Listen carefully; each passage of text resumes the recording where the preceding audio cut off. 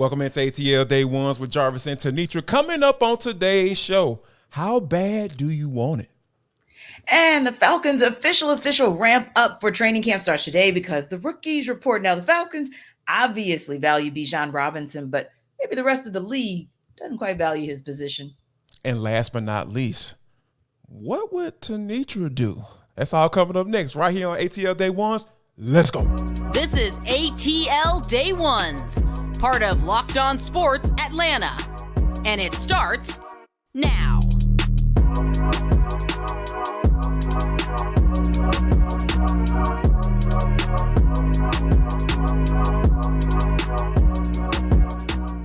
I want to start off by saying thank you for making ATL Day Ones your first listen of the day. Remember, we are free and available wherever you download your podcast. And wherever you download your podcast, make sure that you leave us a 5-star review. Really appreciate that from you in advance. It is ATL Day Ones, part of the Locked On Podcast Network, your team every day. The trade deadline obviously is coming up for the Atlanta Braves, and Alex Anthopoulos has some decisions to make. And when you think about what is on the horizon, right? Like we know that the AJ Minter is on the 15-day IL. Kobe Allard just got put on the 60-day IL. And when you're talking about starting pitching versus bullpen, you know, he has, and Alex Anthopoulos has to decide whether or not he's going to make a move. We talked about picking up the phone. We understand that he needs to make a move, not desperate, but I think just to have the foresight to be able to get a good arm in here and have somebody come in and contribute. Has been doing down in AAA, and even Braden Shoemake to a certain extent. But I want to kind of focus in on Vaughn Grissom because I understand, you know, the relationship. You got a chance to talk to him, and you build up some good rapport with him. But do you think, or would you be willing to give up a guy like a Vaughn Grissom and or Braden Shoemake in order for this team to potentially contend for a World Series? I think you'd be fine giving them up because Orlando Arcia is an all-star. So he's shown you that he's clearly capable of giving the best at shortstop, right? So I think that, along with the fact that they brought Charlie Culberson back and he got his first at bat a couple days ago. So I think that you have someone who at least is solid. Now, Ahiri Adrianza, who is also, of course, a backup at that position, is on the IL, 60-day IL to be exact. But it does mean that you would get that third person back who could be a backup to the backup should you need it. So in other words, they have depth at shortstop. So I think that if they have to give up Vaughn Grissom, if they have to give up Braden Shoemake, while it's not a move that we would like because you always want to see those guys come out of the farm system and really be a success with the Braves, on the same token, you just called it. Kobe Allard, 60-day IL. We just found that out moments ago. So you can't overlook that because that means that starting pitching staff is shrinking. Michael Soroka may be back because we saw some good things out of him in his relief in the working with the bullpen on Sunday, but I don't know if that necessarily means he's ready for a start, right? And Max Fried, good news, he is coming back at least on his third assignment, right? His third rehab assignment coming Thursday. So I think we're getting closer. But I still think, you either got to go for a pitcher or maybe even AJ Minter because AJ Minter and Jesse Chavez, of course, had the setback a couple days ago. Your bullpen may actually be your 1A, and then your pitching might be 1B, if not 2. Starting. No doubt. Yeah. So I'm with you because, like you said, it's Orlando Arcia, you know, and he's under contract to 2026 too. And like you said, he made the All-Star team for the first time in his career. So you got to think that or believe that he's going to be able to at least be at that level. And even if he's a little below the all-star level, like because the Braves, honestly, they don't need him to be an all-star because he had 7 other guys go. So, and, you know, and when you think about, you know, the guys that were injured, you know, and Max Fried, you know, we know that more than likely if he was healthy, he was going to be an all-star as well. So from that standpoint, you look at it as, okay, you just need him to be able to go in there and play solid D and give you something at the plate from time to time. And he's been he's exceeded those expectations. So I think that, you know, given the way he's been performing, I'm with you on at the fact that I would be okay with if Alex Anthopoulos said, you know, if somebody like your New York Mets, God forbid, they actually want to make a trade with the Braves. They want to give up David Robinson, you know, because he's been excellent this year. You know, be a rental player. In that situation, they say, hey, let us get Vaughn.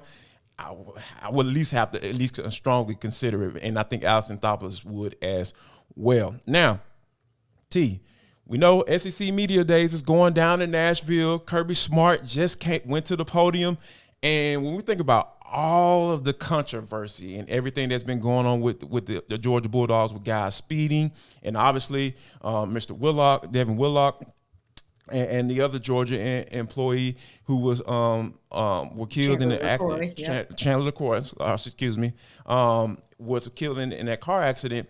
All of these things have been synonymous with each other when these players have been getting into having issues off the field. Now, I think that I thought it was very interesting that Cedric Van Pran has been actually spoke to, and he was at SEC Media Days with Kirby Smart as well, about how the players have been, the guys that are still here, how they've been dealing with it. It's been tough for the simple fact of nobody likes to see themselves, teammates, the people you love, whomever it may be, in a negative light.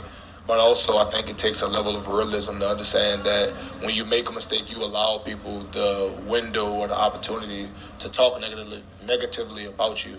I think that is just a matter of owning that and understanding, hey, we made a mistake, and we gave people the opportunity to say negative things about us. Yeah, I think those are valid points. I think that Cedric Van Pran put it so eloquently, right? And I thought about this. Kirby Smart so far, from what we're seeing from some of our colleagues who are actually in Nashville, he has acknowledged that, hey, football hazing in football programs, preventing it, that's on their checklist. Traffic accidents, he's disappointed anytime they have them, but that's on their checklist as well. And we now know that Smoke Bowie has been dismissed from the program. So we, over the last few weeks, have been saying, hey, what is it going to take? Like, what's that next step going to be for Kirby Smart to say he's serious? I don't think it's a coincidence that Bowie got let go today, that he was released from the team today. I think that was a statement to make on the day that that UGA is taking the podium to say that we really do have a zero tolerance level when it comes to whatever infraction a player has and the disciplinary action that comes with it. So I don't think that was coincidental. But from Cedric Van Pran's perspective, and you can speak on this as well, Jarvis, sometimes it's when you have those player meetings, right? Those are the come to Jesus meetings that make a difference. So while everybody was kind of focused on seeing what Kirby would have to say about the off the field issues, talking about maybe specifics of the plans in place, and if we get more details about that, we'll certainly debrief on it. But I think what Cedric Van Pran actually said was the most important, which is we acknowledge when you give people something to talk about, they're going to talk about it. So he acknowledged it, and he said, it's up to us to do better. It's up to us to be better. We've let the university down, and he was one of the leaders of the team who actually sat that team down and said, hey,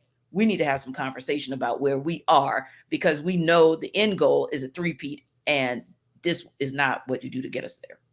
Yeah, and being in a college locker room, when Cedric Van Pran said what he said, it really took me back to when I was in school, because true enough, the coaches have control over the team and all that stuff. Yeah, and they understand they have to be able to leverage, punishment when stuff comes to his desk and when it gets into the public eye. But the most important people are the players on the team, T, because when I say there were situations that I had to, people brought to me and said, you know what? Hey, Jarvis, we're thinking about doing this. I was like, no, that's a dumb idea. Yeah. No, we don't need to do this. And if you do this, please let it be known. I'm telling you to your face that I'm not going to vouch for you. I'm not going to protect you, because I'm sitting up here and telling you to your face that you don't need to do this, because it is not the most smart decision, because once it gets back to coach, it's going to be an issue. And once it gets to coach, you know what time it is. You know what type of punishment is coming down the line, and I'm not doing that for you. You know what I mean? And I'm not going to vouch for you in that particular case. So I think that leadership that he showed right then and there, it kind of understands that he's one of those guys that the players can come to in those situations, because at the end of the day, your teammate's gonna have your best interests at heart. Yeah. No one outside of that building is gonna be looking out for you. They're gonna be trying, like you said, trying to talk about you, because I'll be honest with you, there ain't nothing to talk about right now. But no games being played, so you have to be able to be on your P's and Q's to make sure you're doing exactly what you need to do. leave the campus. So, I think it's maybe a little bit something more to it, obviously, because you know how Kirby is when it comes to information and revealing everything. I just think right now this is a good start as to Georgia trying to repair what has been going on in this offseason, because at the end of the day, once the season gets going, we know that all their attention is going to be focused somewhere else. Now, T, when we talk about all these running backs not getting paid yesterday, it got me to thinking. I'm just like, well, should Bijan Robinson be concerned about him getting his check when it's his turn? Or Tyler Algier when his turn? He ain't got no 5th-year option. So he's going to be coming up a little bit sooner. But we'll talk about that next. But first, have to let you know that this episode of ATL Day Ones is brought to you by FanDuel Sportsbook. It is the #1 sportsbook in America. Guess what, guys? They have a very, very special thing going on just for you when you want to bet on Major League Baseball. You can get to up to 10 times your first bet and bonus bets up to $200. That's right, just $20 and you'll land $200 in bonus bet, win or lose. That's $200. You can spend betting on everything from the money line. You don't know who's going to hit a home run, Ronald Acuna or Austin Riley. So, yeah, put your money up. Go ahead and get it. And guess what? You don't have to wait around. You're going to get your money instantly. It's safe, secure, super easy to use. There's no better place to bet on the #1 sportsbook in America. So sign up today and visit FanDuel.com/lockedon. Get up to $200 in bonus bets. That's FanDuel.com/lockedon. FanDuel.com/lockedon. That's LOCKEDON. FanDuel, official partner of Major League Baseball. So the official ramp up to the 2023 NFL season begins today. Training camps open for rookies. 9 teams across the league, Falcons, of course, included. So that means Bijan Robinson, Matt Bergeron, Zach Harrison. The whole 2023 class is expected to be in the branch today. And, of course, veterans by July 26th. Now, speaking of running backs and Bijan, you talked about FanDuel, right? And how FanDuel will give you your $200 instantly. Well, there are some players, Saquon Barkley, Josh Jacobs, Tony Pollard, that thought yesterday they were going to get their money quickly. And from what all reports are, Saquon was the closest, but didn't get it done. So he tweeted out, it is what it is. And that's where we are today as far as the running backs. And it really is kind of disappointing when you think about the fact that this position is one that has franchise tag on it around the $10 million mark. 10 million, yeah. But 6 years ago, it was 11, closer to 12. So how is it that position, which is so coveted by Arthur Smith and the Falcons, how is it that position is so devalued? I mean, he's building the Falcons offense around this position. So how is it, first of all, and why is it, first of all, that for players who will get you the tough yardage, players who will block some of the monsters coming from the defensive front for the other team, and in this case, also, these are guys who are good at catching. They're pass catchers as well out of the backfield. Why? And how is that position so devalued in this day and age? Like 12 years, and look at what was considered to be consistent and good as far as passing yardage, right? We were talking about between 3,500 yards or maybe even 4,000. Some of the elite guys were throwing 4,000. Now some of the elite guys are doing 5,000 yards, even more, like Patrick Mahomes and even Peyton Manning, and before he got up out of the league. So I think that some of that value has been moved from them, being that it's quote unquote a pass happy league. Everybody uses that moniker from time to time. Right. So that's why the position has been devalued. But my whole thing is, like, if we are, and just kind of, if I could just take a point from, how the Hall of Fame quarterback's going to be looked at and how they're going to be judged in this era, they're going to be devalued because they understand that, hey, defenses aren't allowed to do what they used to be able to do. So if we're judging quarterbacks off of that moniker too, why aren't wide receivers being devalued, T? Because we see a lot of wide receivers coming in here. They out here balling now, and I'm let me say this. I'm not talking about Jamar Chase and all of those guys, but there are a lot of guys that have been circling around and floating around this league. They can get you 1,000 yards that you probably never even heard of. Yeah. So if that's the case, why are we then devaluing the running back position when you have to do all of what I just said, like you just said, blocking, running, and then you tack on the guys that can actually catch the ball out of the backfield? Why are we devaluing these guys if you're adding on task to what they have to do and taking some of the value away from the wide receivers? Because you can go out and get a wide receiver in the mid rounds and he can be an absolute baller. You know what I'm saying? Even going back to Antonio Brown days. So right now, T, I really feel like this sucks. It sucks for this position because these guys are asked to do so much. And you know what? I really feel this was one of the reasons why. Now, it was a small one. It was one of the reasons why I was like, man, why are the Falcons doing this? Because at the end of the day, all the teams are, and I feel like Bijan Robinson should be concerned, T. Yeah, he absolutely should be. And I think going back to the wide receiver position, why is it not devalued? Because it is tied to the quarterback position. Period. That's not fair, though. Yeah. It's not, but that's the reality of it. That's the reality of it. And it's not fair because if you think about the wide receiver and the tight end, by the way, that's why that position is not devalued either, because that's kind of that hybrid position. But if you look back at the Chiefs and their run, and you look back at the Eagles and their run, they can't do it without Isaiah Pacheco and Miles Sanders.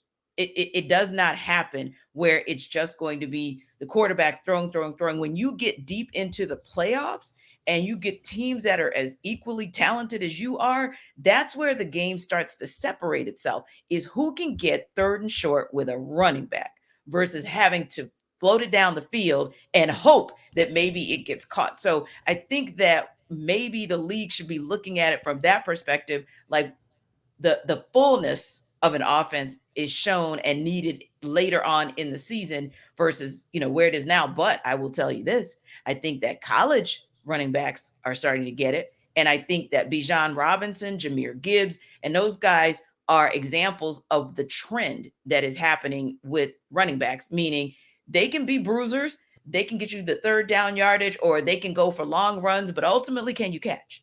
I mean, how many times did you and I see Bijan Robinson lined up in the slot, lined up as a receiver? So running backs are starting to figure this thing out. Like, okay, just like tight ends started figuring out, and they were pushing the envelope and saying, you got to pay us more. You got to pay us closer to what you pay the wide receivers. I think the running backs answer to not being respected in the league is to say, you know what, then I'll get the skill set that you value. I'll become a good pass catcher out of the backfield, and then let's talk about it. So I think, to your point, Bijan Robinson, yeah, he may be disappointed, but I also think that this current wave of running backs might be the ones that push the envelope to say, hey, we need to get back to a franchise level higher. We need to get back to you understanding the full value at the running back position. Yeah, and when you think bringing the Detroit Lions into this position, when you talk about Jahmyr Gibbs, those are some of the things that, you're going to have outliers, right? Like, the Falcons may end up paying Bijan Robinson like he needs to be paid. That might happen. And then once Jahmyr Gibbs, if he pans out as well, they might do the exact same thing. But it's truly unfortunate that we're talking about two teams that are willing to, step outside of their boundaries and step outside of what everybody is doing and all the cool kids are doing and everything, and quote, throwing around all these pass happy, blah, blah, blah, blah, blah. Yeah. I commend those teams, but it shouldn't be just two teams out of 30 that potentially could pay running backs what they're worth, because that is something that is just truly unfortunate that these guys have to deal with.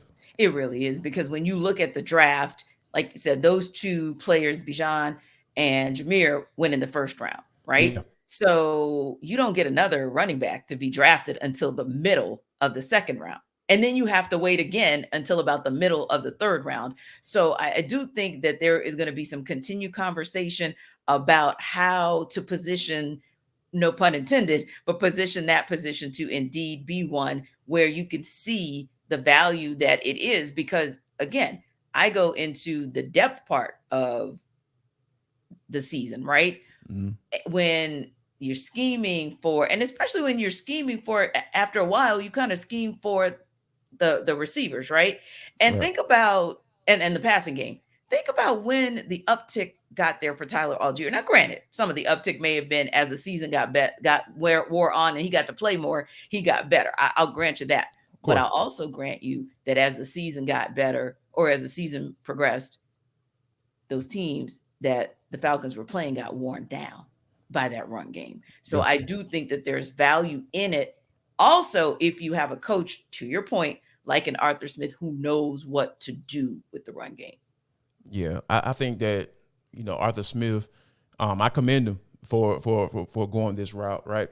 Because I'm looking forward to a lot of these experts and guys who are so hell bent on promoting quarterbacks and wide receivers, like you mentioned earlier, and prove them wrong. Because at the end of the day, like you said, once the game slows down in December and January, the teams that run the ball the best, they typically are going to go pull that bad boy out. Because I even go back to that Super Bowl that Peyton Manning won with the Colts. Dominic Rose was the guy. He was the guy that was the catalyst for them, and Bob Sanders as well defensively. Mm-hmm. When we talk about offensively, for them be able to run the football like that, and be balanced. We know Peyton Manning can throw for 400-500 yards, but when you're talking about balance, putting that balance in and bringing that balance in with a running back that can get the job done, that's the money maker. Those are the championship level type teams, and I hope that Arthur Smith and Dan Campbell can be guys to champion it and also prove that it works. And essentially, because you know how the thing go in the NFL, right? Like when it's a copycat league. So if Arthur Smith messed around and goes on a run and goes to the Super Bowl, or if the Lions get on a run and go to the Super Bowl, did I just say that? The teams are gonna start, say, you know what? We might need to get back to running the football a little bit. Right. Or if you have a team like the 49ers and they end up going with a Brock Purdy, and he becomes more of a game manager, and Christian McCaffrey gets them there, I think that's going to be huge as well. You're going to need some names at the running back position to be the obvious catalyst for how their team got deep in the playoffs, if not to the Super Bowl. And you're right. Like, there was Tony Pollard literally carrying the Cowboys on his back when Zeke Elliott didn't look like Zeke Elliott ever again last season. And we looked at the fact that, okay, your quarterback, Dak Prescott, doesn't really look like Dak Prescott, the good Dak, right? Mm-hmm. So where do you go? To Tony Pollard. And he's the one that gets you through the season and keeps you in contention. So hopefully maybe this will start some conversation for teams to reevaluate how they value their running backs. What do you guys think, though? We know that Bijan Robinson being drafted at 8 was an issue. We know that shocked the world, and that kind of frustrated some of Falcons fans. But do you guys see the value? Do you see the rationale, or what Arthur Smith's thought process was in getting Bijan, and even the Lions getting Jahmyr Gibbs? Or are you on the side of saying, running backs, they're a dime a dozen, just like wide receivers. We get one, we use that person, and we get them out. Let us know by putting a comment in the chat when you check us out on YouTube. And of course, don't forget to check out ATL Day Ones wherever you get your podcasts.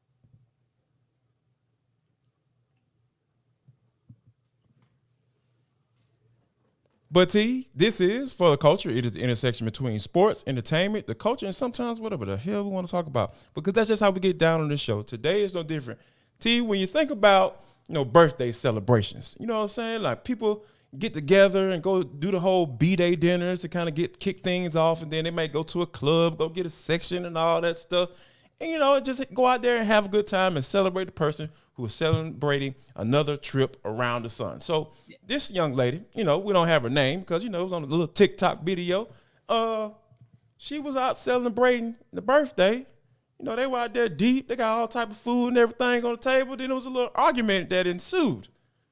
So apparently they had a $4,600 bill, and there were some guys up there mansplaining, saying that, hey, y'all ordered lamb chops. Y'all ordered steak. Y'all ordered all of this. I'm not paying for that. And because the person, I guess, whose birthday it was, she said they should split the bill. Now, T, where do you sit on how this conversation should have gone? You know, as they were sitting at this table talking about a $4,600 bill. Good Lord. You've got to level set before that event. Like, Yes. if you intend to ball out of control, but expect somebody else to pay for the balling out of control, you're the problem. So you should have really set the table and the expectations. I have a friend who's celebrating his birthday this weekend, right? And so Thursday, we're going to one spot. Friday, we're going to another spot. And one of the things he's been telling his people is, hey, you know, be prepared to kind of take care of your own. Now, we might get a round of drinks for everybody, but as far as if you want to eat a meal, you might want to do that before you get here, or you may want to be prepared to pay here. I think you just have to level set that. But I'll also say this, you got to be careful about being disrespectful as well, because one of the things that frustrated one of my friends was saying, and this wasn't at a birthday celebration per se, but it does still resonate, and it's still important or relevant for what we're talking about, right? Right. He said he's got a friend in our crew who time and time again will pull up to an event, and she wants a drink, she wants to get a meal, she wants this, that, and the third, and never ever pays. Like, doesn't even pump fake and try to like get her wallet or get, you know, do her Apple Pay, just nothing. Doesn't really say thank you. And it's like, are you kidding? Like, this ain't your man. What? So, I mean, I just always go out like, yeah, I believe in chivalry. And yeah, my dudes know, my guys know, be ready to pay. Because whether you're my friend or family, significant other or not, you're going to pay in all likelihood. However, yes, every now and again, I am going to try to pay. Most of my guy friends still say, nah, sis, I'm good. I'll take care of that for you. And sometimes they'll even take care of the rest of us. But my crew, most of them, my crew doesn't come to the party or the event expecting that. They come prepared in case it doesn't happen. And if it does happen, we always let them know that we appreciate them, right? Yeah, absolutely. Definitely let them know that we appreciate them. So, T, here's the thing. Like, you know, I'm going to give y'all some game out there if y'all out there listening, you know, as far as from a relationship standpoint. I feel like I got a few little things that I've experienced that I'm going through right now that probably help y'all out. Here's the thing. Like, T and I have gone out, you know what I'm saying, you know, had a little drink or whatever after a Falcons game. Yeah. But you know why? Do y'all know why? I know T knows. But do y'all know why I paid for her stuff? Because she gives off an aura that deserves to be paid, right? Because when you come in with a level of expectation for somebody to pay something for you, what are you bringing to the table? Yes. T is a good friend. Yes. She comes to my house, you know what I'm saying, when I have certain, you know, gigs and stuff like that. And, you know, and we make money together, you know what I'm saying? We do this show together. You know what I'm saying? She cool. She my folk. Right. You know what I'm saying? And then if that's the friendship, right? That's the friendship. Exactly. You know, that's drawing the line right there. Right. You don't get no ideas. But if you're talking about wanting to be in a relationship with somebody, guess what?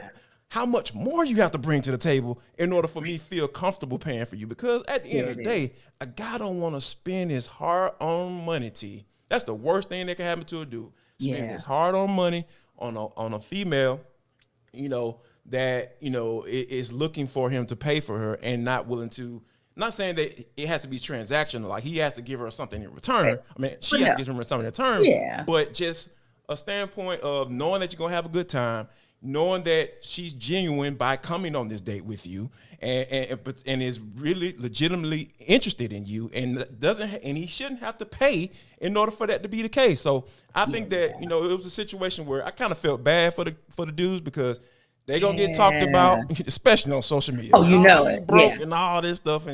But I just saying, like, but at the end of the day, people, just give off good vibes, give off good aura. Like, bring something to the table before you expect people to pay for something. Indeed. And have have your rules established. And also, like, give a little for the friends that were at the table. You know, there was a time where Jarvis and I, we were, you know, struggling media personalities, if you will. And sometimes I would cover us if we were headed up to Falcons. Sometimes he would cover us, just depending on what week it was. But I think when you establish that way, then people are more, your guys are more in tune, and they're more apt to say, I got you, sis. I got you, sis. And that's something that you appreciate. Don't take it for granted. And in fact, like you said, with relationships, definitely don't take it for granted, because that could be a deal breaker. Now, what we hope is not a deal breaker is the Braves playing the Diamondbacks. Hey, they did really, really well against them in the beginning of June. Of course, that was a series in Arizona that they won, lost the first game, came back and won the last two. That was a good series for them. Now the Braves have lost 3 of 5. That's so crazy to hear, right? It is. But of course, that's dating back to before All-Star. They've had a day to rest. We expect them to get back at it, and we're going to talk about it tomorrow. Any more reaction from SEC Media Days, anything that comes out from there, we'll tell you. And if we hear anything about things going on at the branch, especially with Bijan and company, we will let you know. So don't forget, download us on YouTube, drop some comments in the chat, and make sure wherever you download your podcast, you download ATL Day Ones too. And last but not least, before we get out of here, make sure you guys share love, show love, and most importantly, before you pay that bill, spread some love.